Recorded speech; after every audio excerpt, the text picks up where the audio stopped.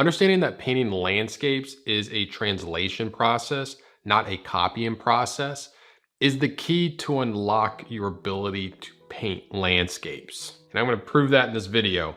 And make sure to stick around the end because I got a very special announcement. So what are some of the most common problems painters have with painting landscapes? Well, in my experience with students, probably the three most common problems are composition, simplifying a scene, and just not getting overwhelmed with all the detail that nature throws at you. Now, I struggled with all three of these when I was learning how to landscape paint, and struggled with a whole lot more things too. And it was weird because I felt like at a certain point my portrait painting skills were pretty good, like my still life. Like I felt like I could paint pretty well, but whenever I would try and paint landscapes, especially going out and like plein air painting, it just rarely ever worked out for me. Like I understood how to draw, I understood color, I understood a lot of things, but for some reason, landscapes really stumped me. Again, like I would go out and plein air paint and it'd be a complete disaster. I would literally drive like 45 minutes out to somewhere, walk around hiking in the sun, sweating mosquitoes and everything for like another hour to just paint something that I was literally gonna wipe off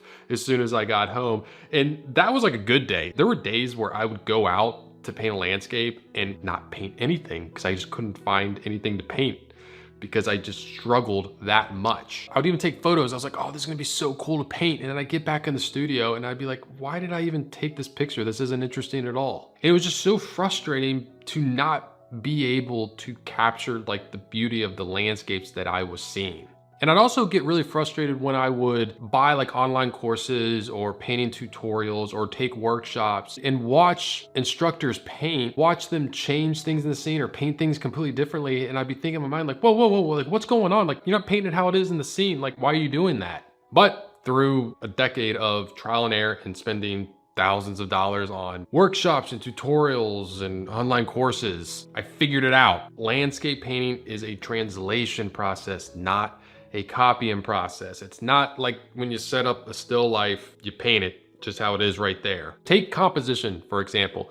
You just can't copy the landscape exactly how it is for the composition. John F. Carlson, who wrote this book, Carlson's Guide to Landscape Painting, had a really good quote. He said, "We must have design in a picture even at the expense of truth. You are using nature for your artistic needs." For example, this painting here, nothing seems out of the ordinary, nothing seems like unrealistic or made up. But if you look at the photo I used, there's a lot that I changed. I wanted the painting to be about the water. I wanted that to be emphasized. So I made it take up more space and made the land a lot smaller. I also moved this dark shape in the left to the right to make the viewer's eye flow through the painting better to the focal point of the house on the shore. And I figured all this out before I even started painting. You know, I just did it in a very simple pencil sketch using a very specific process to find my composition.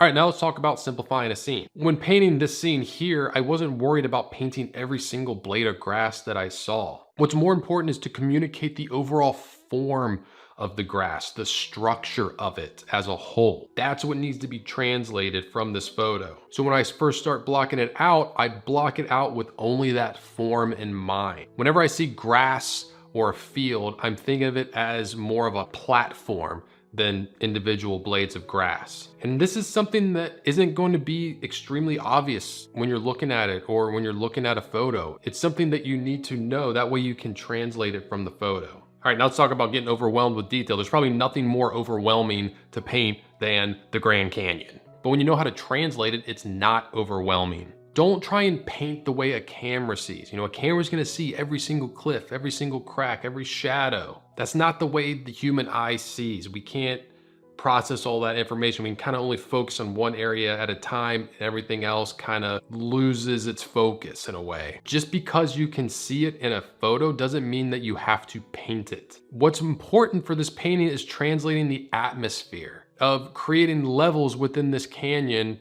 and knowing how to adjust the colors and values and edges to make it seem like it's going back into the distance. And if you know that, even when you block it out at the very beginning with simple shapes of flat color, it's still going to be reading that atmosphere, and that distance is going to be reading even at that beginning point. Once I realized this translation process, it also made teaching landscapes a lot easier because I could just give my students kind of the shortcuts to translating subjects in a landscape. That's why I've made my landscape painting 101 course. I've gathered and organized all my best translating shortcuts into an easy to follow course. I'll be coaching you on composition so that you can gain the confidence to change what you see in the photo to make your painting have the impact you desire. I go over how I paint all the common landscape subjects that you probably struggle with. I have lessons on atmosphere, greens, water,